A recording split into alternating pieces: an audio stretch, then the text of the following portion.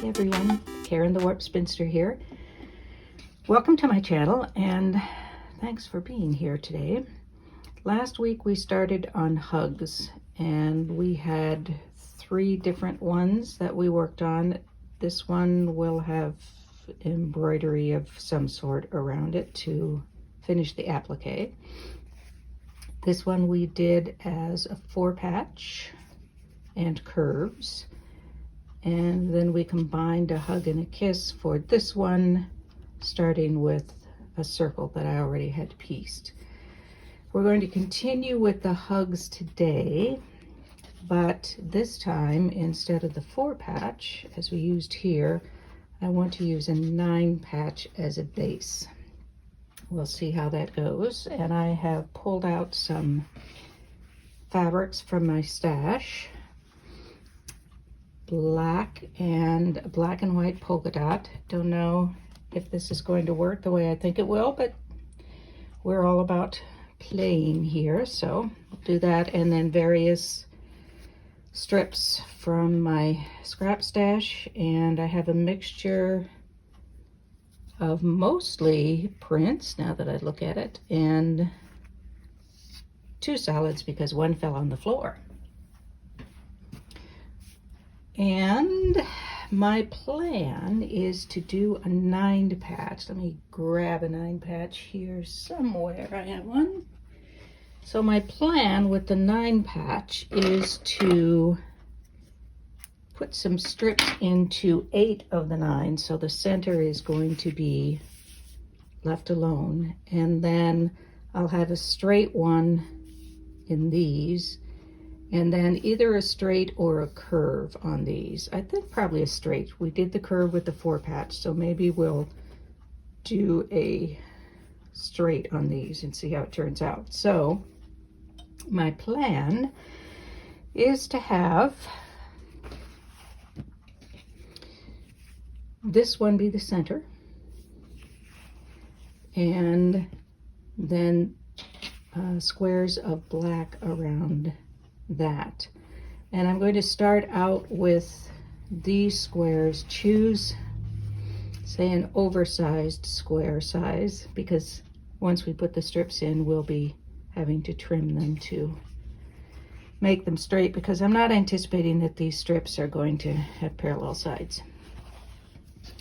So I'm going to cut these into 8 strips now, squares.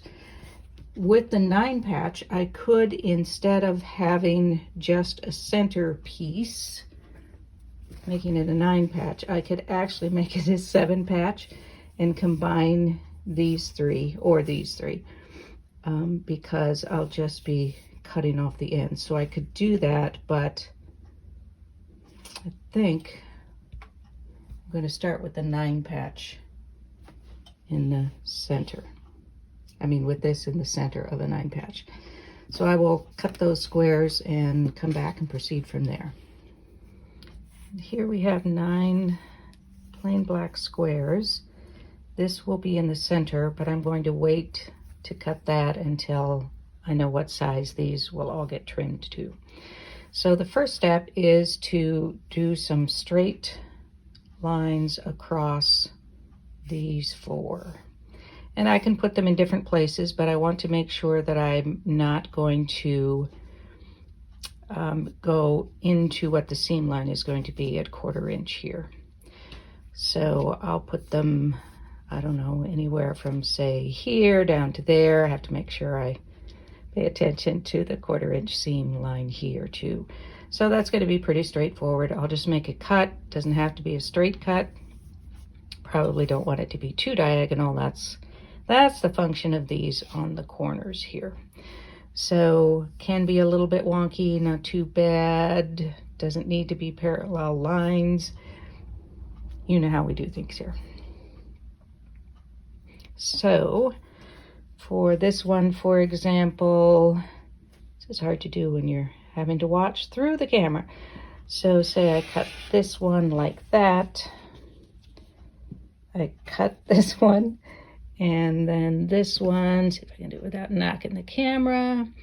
I'll do about here, and this one, say about like this, and then this one will be, let's make it relatively straight. All right. So now I'm just going to insert strips in here, and I want to kind of balance them so I don't have, and always keeping in mind I'll have things in between as well, and that will probably work.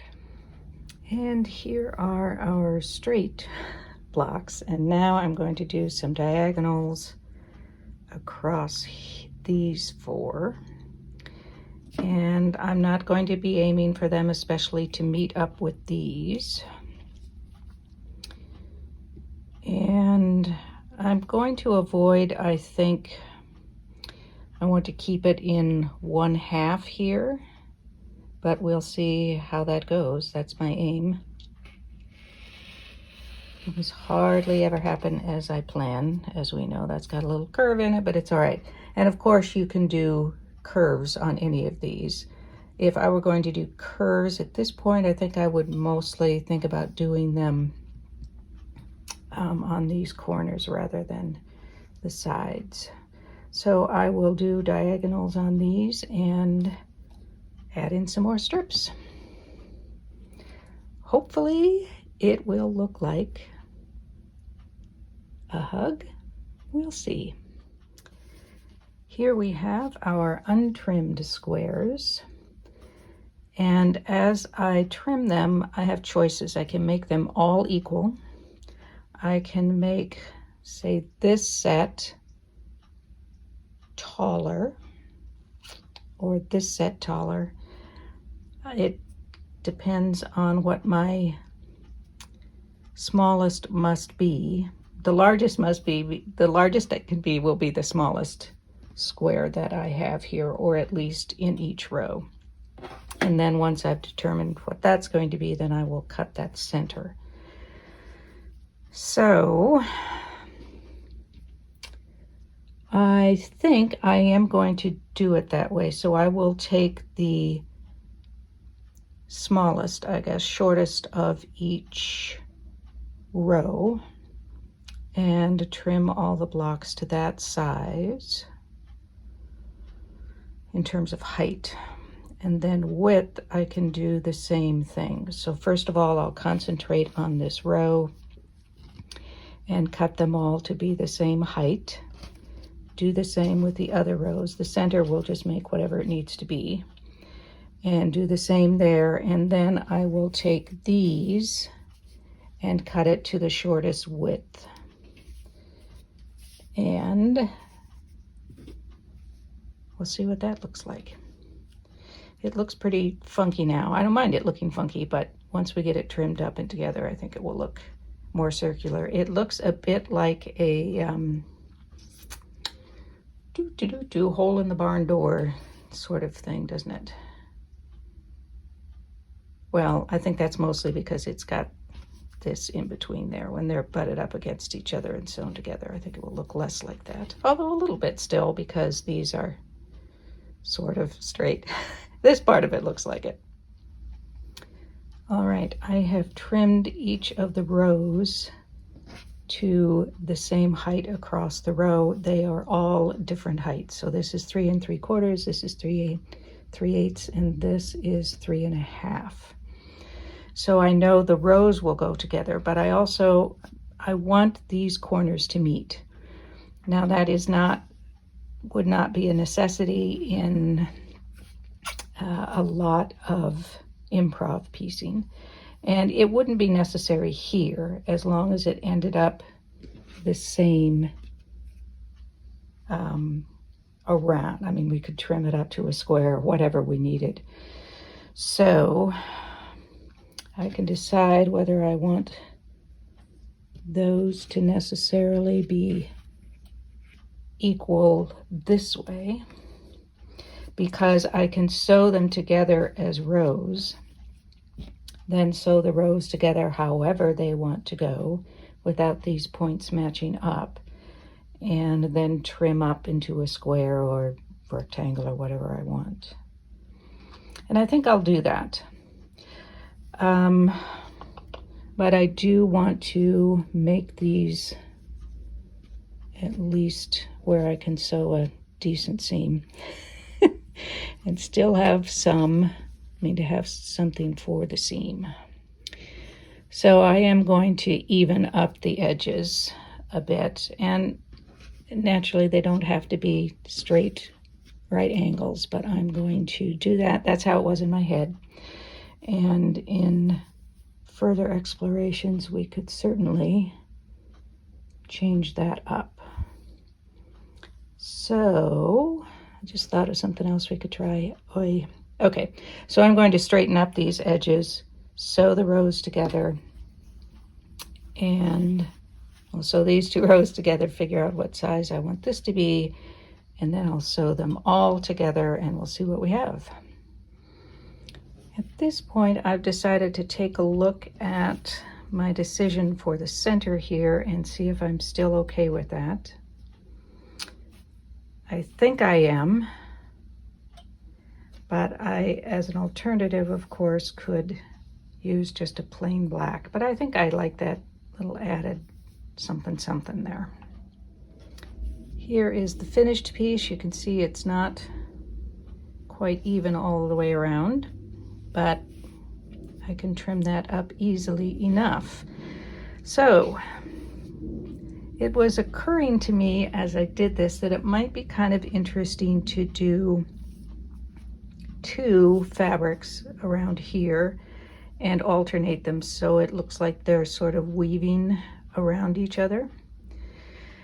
But that probably won't work. 1, 2, all right, this is 1, 1, 2, 1, 2, 1, 2, 1, 2. Yes, it would. All right. I just wanted to make sure we weren't going to end up with the same fabric next to each other, but in fact, it should work. 1, 2, 1, 2, 1, 2, 1, 2, and 1. So that is another possibility that I think would be kind of fun. With each of these in the corners, because I cut them within a half triangle, they can be flipped. So it could be that the smaller corner got flipped up to here. And I chose to put them all toward the middle, but that isn't necessarily necessary. This piece, I think if I'd flipped it so that it was more up here, it might look more like a circle. In fact, I'm almost contemplating that because I kind of like how it does this. It's wonky, but at least it's somewhat together. And I would still have enough room here. I think I might do that. Then it will look more like a circle, and the top half of this to me still looks like Hole in the Barn Door, which is a lovely block. Love it. I've made it many times, but I want it to look more like a circle. So I think I will take this out and turn that just because I want to see how it looks. If I were making 6 million of these for a quilt, I probably wouldn't do that, but I want to do it just to see how it looks. I have switched it. I don't know that it made a huge difference. And this one, of course, is, yeah, even if I switched it, it wouldn't make much difference. But I still like this. I think it's kind of an interesting block. I don't know if it looks too much like a circle. It looks like a hybrid circle and Hole in the Barn Door, churn dash, whatever you want to call it. Don't you love that you could call a quilt block just about anything, and you're probably right somewhere in the country at some point in time. So that's this block. And the other thing that occurred to me I want to try, it will be similar to the 4-patch that we did, but not doing it as a 4-patch, but just a single patch with the corners hatched. Let's see how that goes. And if you recall, we did 4 corners here and we did curves. Now if we just did curves or even straight across here, that would be a completely different block, but let's try some curves in the corners. This could be interesting. The other thing I was thinking about, just I have to say it before I forget it, is what if you had 3 strips? Maybe not.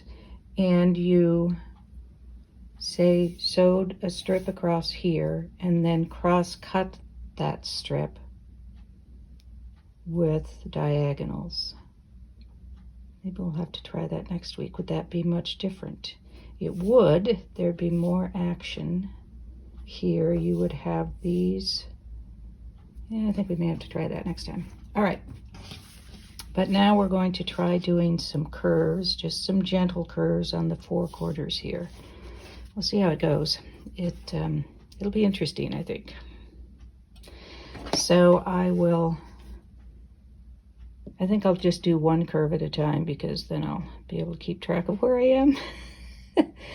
And I want to make sure that I've got enough room to be doing seams. This is going to be a pretty wonky one, I think.